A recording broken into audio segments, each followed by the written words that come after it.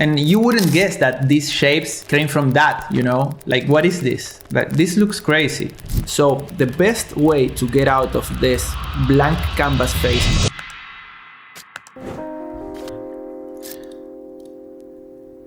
but yeah, we out here vibing. I don't know, let me know guys, what you want to do. You want me to make the piece right now? There aren't, like literally, there is just one to react on the Discord channel.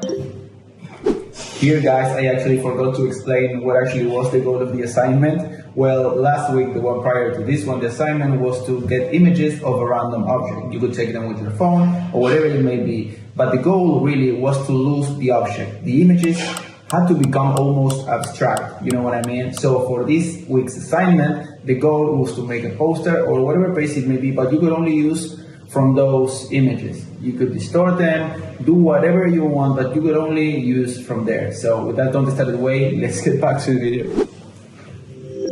And I think it's really cool to demystify like how working designers that already have a career work, right? Sometimes when you're just starting out, it all seems a bit obscure, you know what I mean? Like there is this key piece of advice.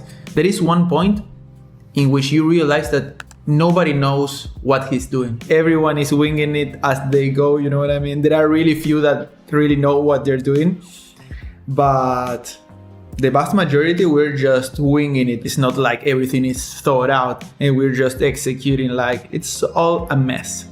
But yeah, it is what it is, my guys. Cutout action looks so sick. Yeah, it turned out really amazing. For those that don't know, it's like this.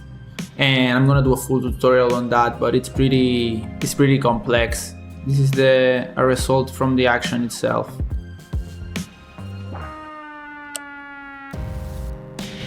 It's crazy, right? Looks really good. This is a piece I'm gonna upload tomorrow.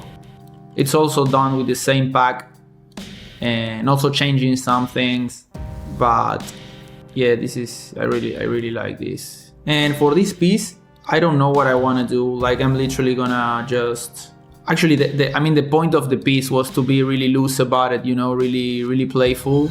Like not so structured about it, right? The point was to play with the images that we got and see what we could make. So I literally don't know what is gonna come out of this. Usually when I do the pieces for the Design Dojo, I have some sort of something, at least an idea of what I want to do, or I can see it somewhat in my head, but this time like nothing, I've got nothing. So we'll see. These are the images that we had. I got really accustomed to working really big in case I need to maybe do a print of this or whatever it is. So I guess it's smart to do this. Yeah, this is the critical part. Like everybody kind of struggles the most when we have the good old blank canvas, you know what I mean? The thing with the blank canvas is that every piece of art, it's contained in this black canvas. Like you could make anything out of this. The process of making a piece of art, in my opinion, or a piece of design or whatever it is just start to trim down the possibilities. The first few strokes you make in any art piece could fit any art piece, but the last one you make only fits that one specifically that you make. So really, when you're trying to make stuff, it's really a matter of like trimming the possibilities of the different works you could make, and you increase the specificity the more you work at it, right? So the best way to get out of this blank canvas phase when you are just winging it, right? You're just trying to be expressive, you're just trying to vomit something, right? And start playing with something. The best thing that you can do is just make the canvas stop being white, right?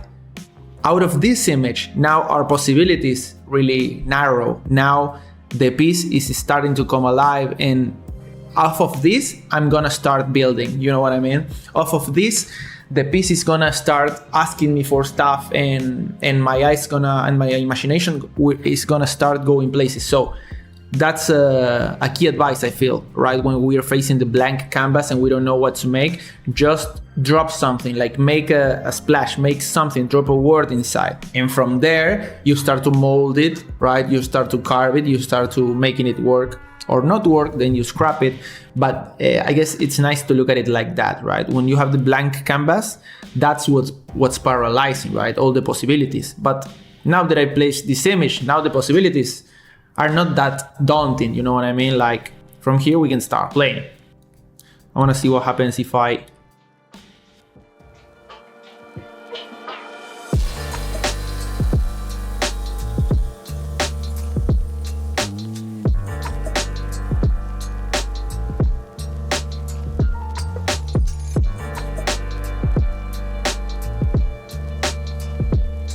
follow this architect that's called Ter. She's from Spain.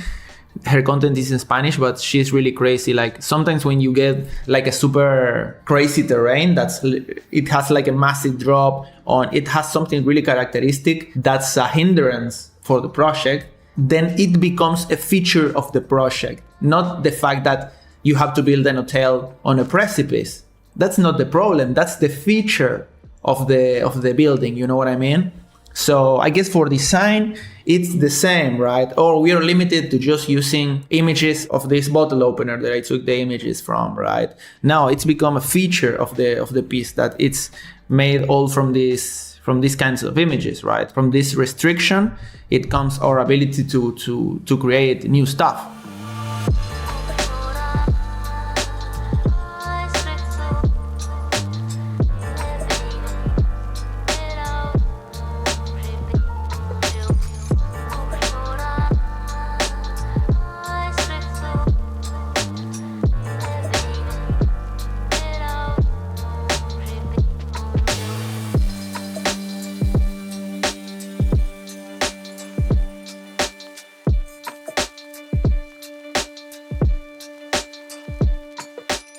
Oh, this part, let's go.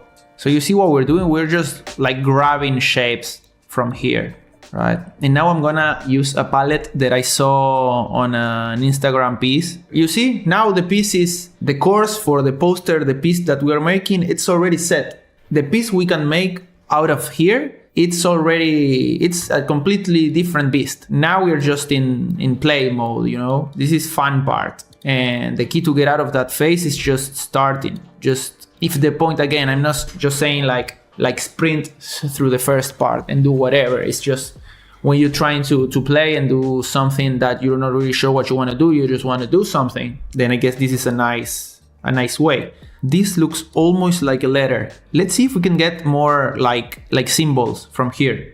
Here. Oh, look at these guys. Like, what is this even? You know? Like, oh my gosh.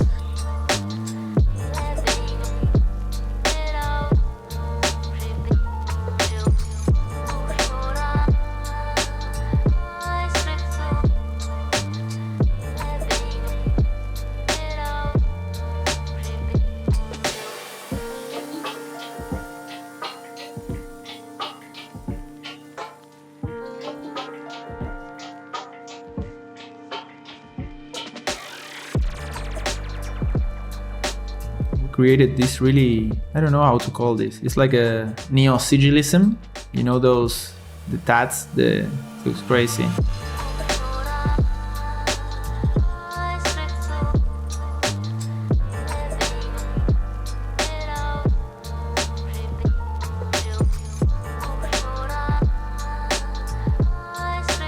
And just start meshing and mashing like different effects. And when you start to get the idea and what each effect does, you can sort of not predict, but to sort of get an idea of what tools, right, and what like procedures go well with each other. I'm really liking this so far. I want to resolve this part here, but I think this that we made is pretty interesting. This part here, I don't know. I want to see what happens if I bring everything. Let's merge this. And let's create a new solid color layer. Let's make it like red because I want to see something. And now this one, let's gonna filter blur. I want to create like a lip that goes around the entire shape. But for that, I need to make a blur, make it pretty blurry into the mask mode. I'll go into adjustment levels and I need to bring it all the way. And that way I create like a lip that goes outside the figure. You see, if I bring it all the way to the back, you get that effect, you know? So I can now paint it, let's say, white. Let's put everything on top of this. I put it white, and then on this one, I do a stroke. Or another glow. Another glow, I like it more. And then the other glow, you see? Boom. And that, I give it a bit more size. You see? But it's a bit raggedy. It's a bit like ragged. I don't like that as much. So to fix that, we're gonna give it another blur, another Gaussian blur. And each time you do a blur, the contour like evens itself. So now I bring it again, like I mush it together with the levels. And you see each time I do it, it gets a bit more smooth, you know? You see, and this is interesting that we made here. It's pretty interesting. Don't let me lie, guys. Like, look at that, like, sort of sticker. This sticker is crazy, you know what I mean? Am I tripping, chat? Let me know. And for this piece, like, I know that I said that you could use words for this, but I want to keep it like without words, you know? Let's make it this color, you know what I mean? Like the one that I use. Now we have a piece. Like, I really like this piece.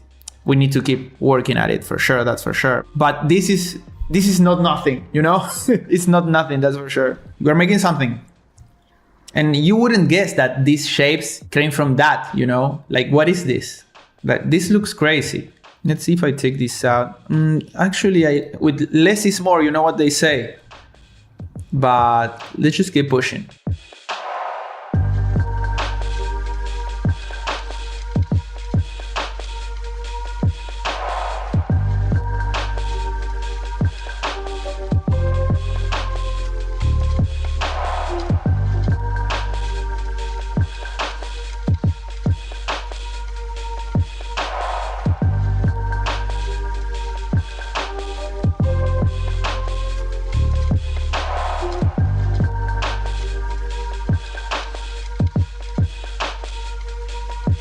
What do you think about the balance of the piece, guys? I think it has this nice triangle here, like boom, boom, boom. Let me draw it. It has like a really nice boom, boom, boom, right? Like, this is really powerful, I feel. Like, we have these ones here that became actually the main part of the piece. The secondary that became like empty space because of the contrast. And then we have this here, this triangle here. I think it's really strong, and then here, but I don't know if it's missing something here for balance. And what happens if I change this picture and now I use this shape to conduct the line, you know? Also, that's other thing that I'm just realizing is that, like, we already have a circle here. Like, the circle, it's a shape that really commands your attention, right? So having this circle here, the one on the back, it really clashes with the other one that we placed here. So I guess it's smart to have this shape better. It's not that it's smart, it's not better or worse. I can move this here and I will reinforce the circle, you know? Throws off everything that we've been doing, you know? Like, it changes everything. Like, I can get rid of this. I can get rid of this, and it's a completely different thing, you know? And then I can move this, like, I don't know. Then I can do this probably. Nah, but it was working better before. It was far more dynamic. This is better. And it's actually like kind of whimsical, kind of weird. But you see, guys, like what we were saying at the beginning, like we started putting stuff. There is a point in which the piece becomes a puzzle. Like, it's not longer a matter of what am I going to do, and becomes a matter of what am I going to do with this, you know? Like, the piece is here, and now it's a matter of like seeing it through, I guess. We can do like the good old, you know? We can do this, and this is hard, you know, because it has character, right? It makes it like really easy to read, but it's cheating, you know?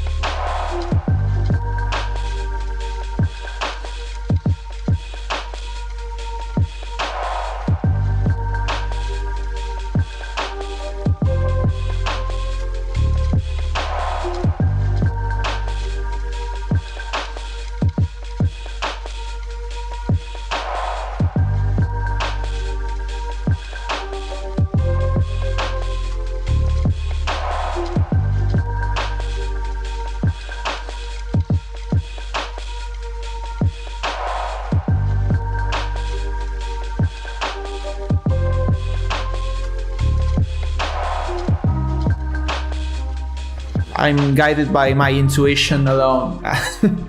Nah, but I'm playing, you know? But this is what I'm saying, like go back to the previous exercises that we did, take a look at what I just did here. Like it's all like putting things intentionally, right? Let each piece of the piece have its space, make things intentional. If you're gonna put something somewhere, just put it there. You know what I mean? Like don't half-ass it. Like for example, this piece, this part here, like half-assing it will be doing something like this. Not really sure why, right? It's far easier if you give it a place. Not in the sense that it has to fit in, you know, but when you look at all of the pieces, all of the parts of the poster, like there are hierarchies, right? And you position it in a way that it's maybe overlaying something or it's increasing the contrast of something, right? It's not like I want to make this bigger than the orange one, but I go like this. No, if you want to make it bigger, like make it bigger, like make it clearly bigger. If things are gonna fit in the design and are gonna fit like pretty neat, make them fit neat, like make things seem intentional, right? That it's not by mistake that things are placed in the canvas, right? If this graphic that I put here, it's gonna overlap everything, we don't put it here like shy, like just over one thing. Now we put it in the middle, like covering the entire thing. It's going over all of the squares that we did, all of that segments and hierarchies that we did. Well, this shape, it's breaking that entire flow. If I take that out, it becomes an entirely different piece, right? It's much more static. It's much more compartmentalized, right? And it's nice, right? We have this here also. And it's nice. This is a really tidy little cute piece. It's nice. I would hang this on a wall, but then we start to add things that contrast, not just in the positioning, but in shape, in philosophy, right? This shape, right? I think it only works because we took it from inside those pictures. So it has some language that I cannot put a finger on it and tell you this is why it works. It just works, right? But it's because it came out of these images, right? But going back to this idea of the piece, it developed its own language, right? Maybe we're working with really squared, really compartmentalized hierarchies, right? And our boxes and our grid, and then we bring something to break it. We break it once, right? But it's still pretty neat. So we have another one. These two elements are working off each other in sort of an overlay that breaks all the order that we have behind it. The piece could be orderly on its own, could be like this. There's nothing wrong with this, right?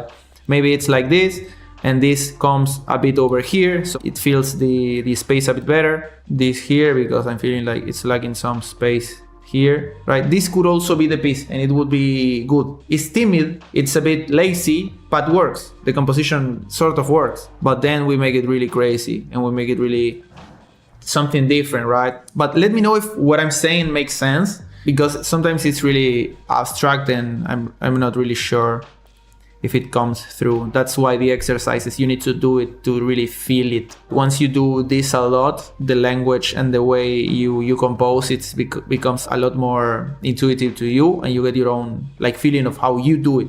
So yeah, we're gonna do again the thing that we did here. Duplicate, rasterize, merge, set it to multiply, filter, blur, Gaussian blur, like that. And now adjustment curves. See that we have that nice like bleed. No, I think that I distressed it too much. Filter, blur, Gaussian blur, less. Let's make it 10. There, and let's set the fill to 40%. You know, to finish it, we lock in the values with something like this.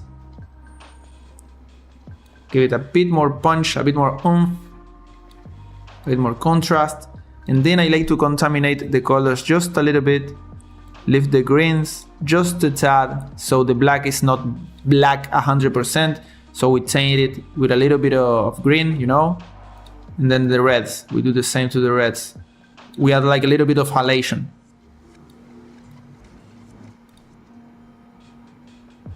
If we bring the highlights down, it also works. It gives it that a much more elegant feel, like much more controlled, like interesting palette that we get, like this subtle change in value that you can just sort of read it, like tasteful, you know what I mean? There we have it, guys.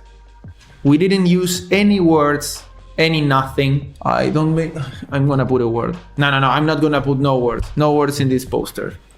No words. You learned something, right? Experimenting a bit and trying a bit something out of the ordinary. Please try this exercise. It's really nice. Like, watch again the stream, see the methods that I used to literally invent assets. You know what I mean? To invent the parts of the piece that we used. Get loose with it, right? Start with your piece. The sooner you get out of the blank canvas phase, then the better, you know? This is the best part of being an artist, like making the stuff, right? Sometimes we get so caught up in wanting to be finished that we forgo the main issue, right? The main part about being an artist, being a designer, is being sitting down here, making that light, right? Living that life of struggle with the work, right? That's the work that we need to do to improve, to get better, and just to experience that life, right? Of being an artist. Wish you good luck in the path. And see you on the next one, my guys. You already know how it is. Fuck peace. Wish you conflict. See you on the next one, ninjas. Bye.